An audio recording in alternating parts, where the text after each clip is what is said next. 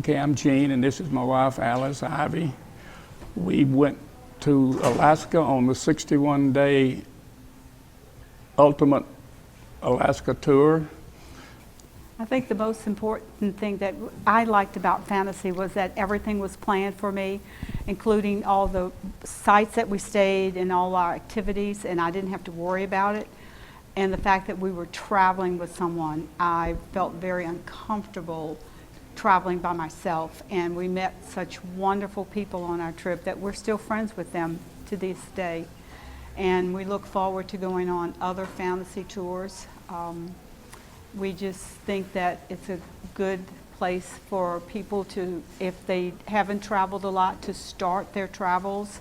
And it's a good place for experienced travelers to maybe end up their travels, and the people that are in between to add something that's different to their travels. We saw a lot of things that we would have never found if we had gone by ourselves. The activities were great. We just did things that we couldn't even imagine would happen on the trip. We had wonderful wagon master and tail gunner. I can't think of anything that was negative on the trip. We just had a great time, and we recommend it to everyone.